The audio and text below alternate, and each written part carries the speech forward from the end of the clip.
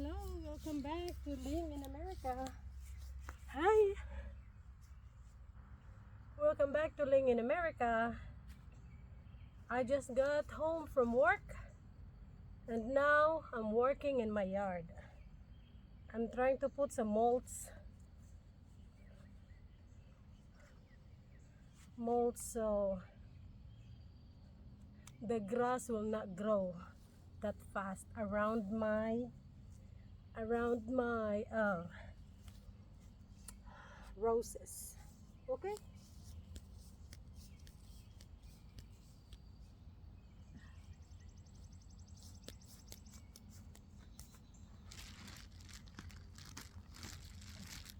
Murag kulangon ni akong mulch ba? Sige lang. It's okay.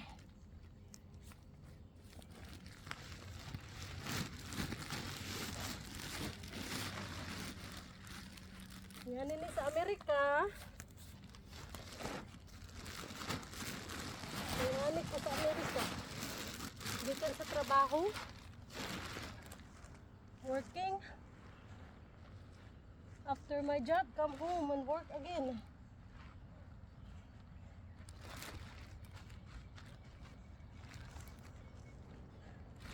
This is red molds. Bought it from Walmart. $2 a piece. $2 per bag.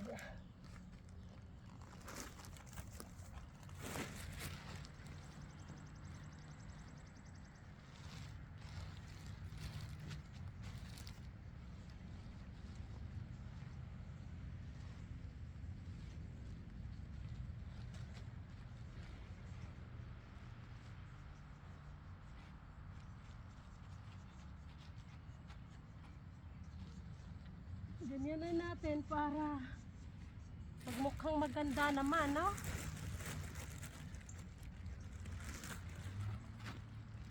Pag malagyan kasi ng molds, gaganda. Yan.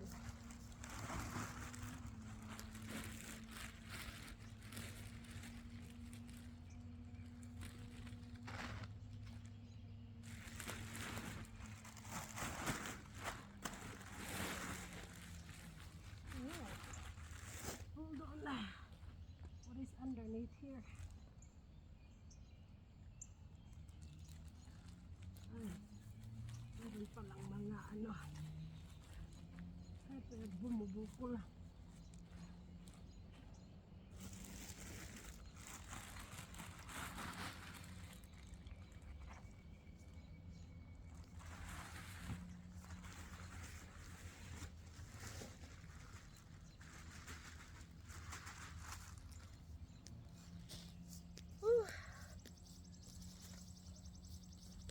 This is American life.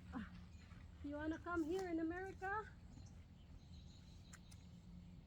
You better learn how to do things right. You gotta work. And then you also gotta work around the house.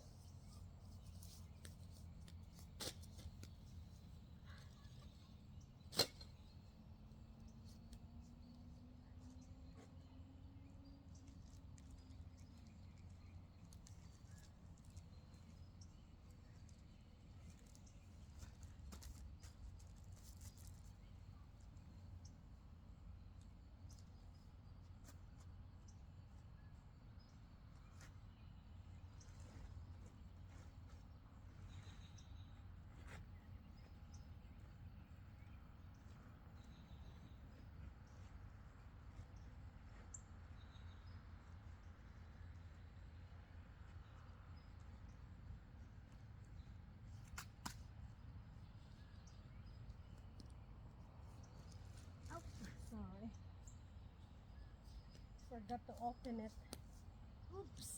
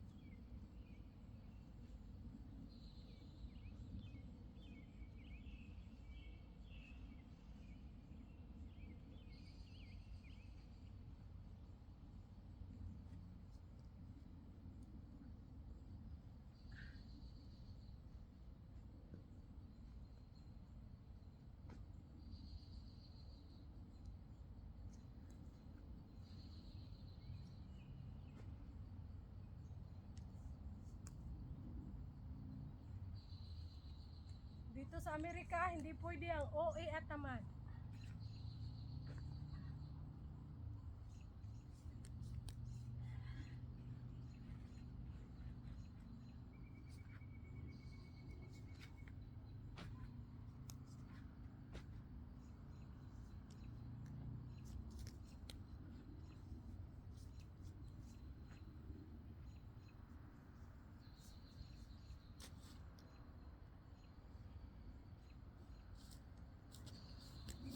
Okay. Whew. It's hard since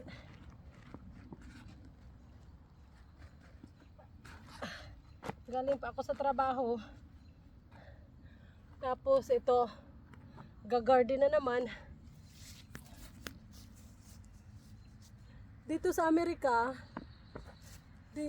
hindi pwede ang OA at tamad. Kung gusto mo maraming pera, magsumikap ka para di ka magutom sa Amerika. Marami dito mga tao sa Amerika nagugutom. Bakit? Dahil tamad sila. Mga tamad. Ayaw magtrabaho. Gusto lang naghihingi ng pera sa gobyerno. Ang gobyerno din naman sa Amerika ay nagbibigay ng pagkain sa mga mahihirap.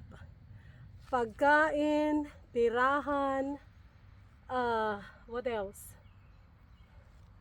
Maraming libre. Libre mga bills. Ganyan. Kaya yung iba, para maka-avail, ayaw magtrabaho. Para kung wala kang income, ayan, sagip ka ng gobyerno.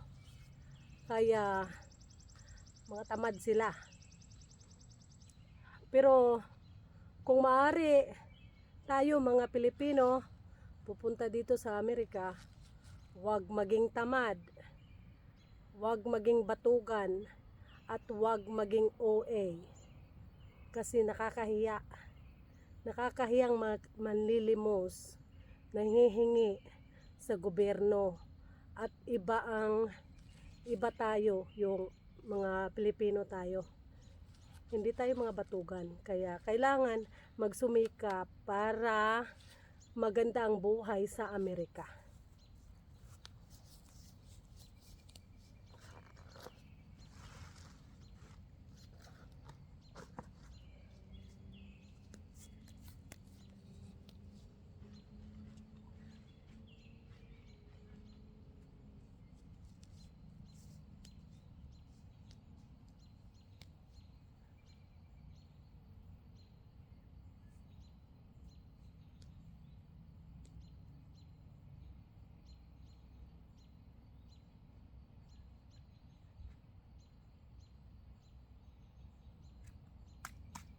Okay. Thank you so much. At gabi na. Anong oras na ba? Uy! Magna 9 PM na.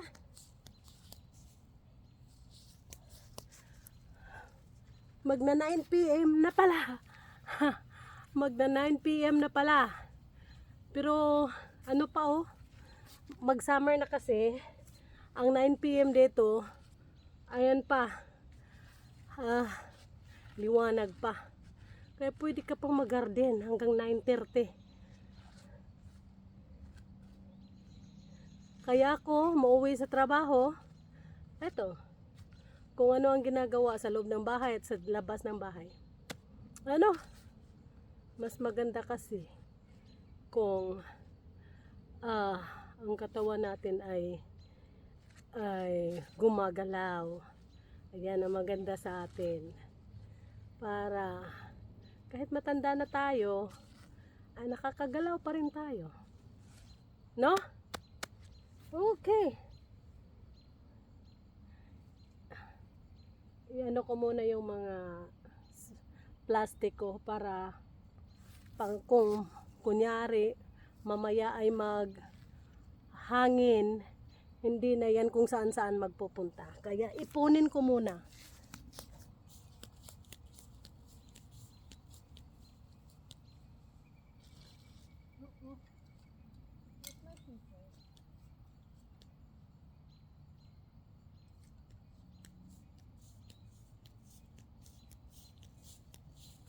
Ito pala ang gamit ko ngayon.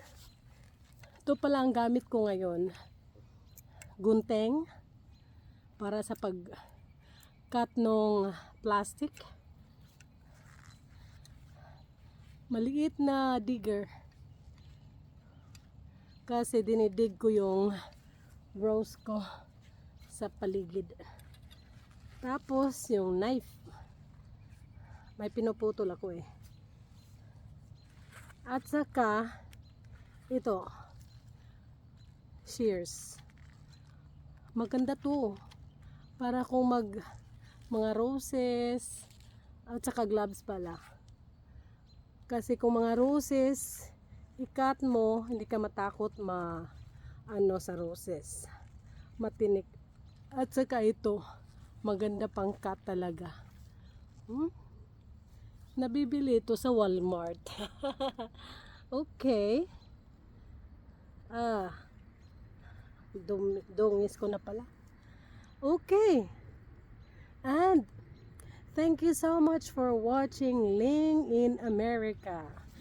If you watch my video and you like it, please click the button subscribe.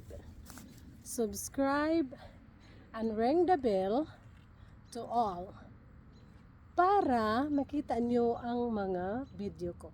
Wala naman talagang kabuluhan ang mga video ko. Pero, ito, simpleng buhay sa Amerika. Ito lang ang ginagawa ko. At nagtrabaho din ako. May trabaho din ako sa customer service. No? Ang mukhang ito, natanggap din sa customer service. No? Sa pinakamalaking tindahan dito sa Amerika. Okay. Kahit naman hindi tayo masyadong kagandahan, basta andito ka sa Amerika, ay kaya kang mamasukan, magtrabaho sa mga malalaking tindahan. Wala silang age discrimination, wala silang like education discrimination, dahil hindi ka nakatapos, hindi ka pwedeng matanggap. Wala dito yan. Wala silang discrimination. Basta pwede kang magtrabaho ka. Kaya kung gusto nyo magpunta dito sa Amerika, magsusumikap kayo para makapunta kayo dito. Para dumami naman tayo dito, mga Pilipino.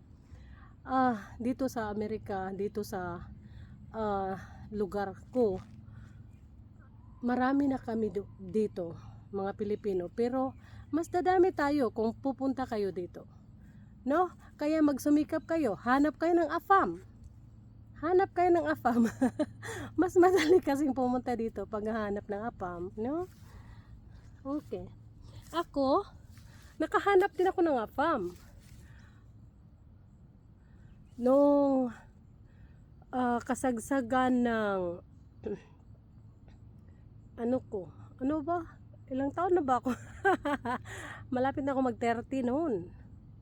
Malapit na ako nag-30. Kaya nung nag-asawa ko is 30. 30 years old ako nag-asawa. At AFAM ang napangasawa ko. Amerikano. Kaya nakapunta ako dito. No? Kaya huwag kayong titigil-tigil maghanap ng AFAM. Makahanap din kayo. No? Pero sa kapanahunan ko ay hindi naman yung mga video call, mga FB, Messenger, hindi ganon. Sulat pa noon. It was more than 20 years ago. Yan kasi nag-asawa ko, more than 20 years ago na kasi ako nag-asawa. Kaya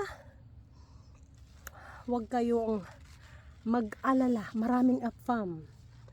Kaso lang, kailangan kayo ang makipag-usap sa kanila. Marunong kayong mag-English or kung hindi kayo marunong, magpaturo kayo, no? Kaya huwag mawala ng pag-asa. Eto, malapit na ako natumba. Okay, thank you so much for watching. This is Ling in America.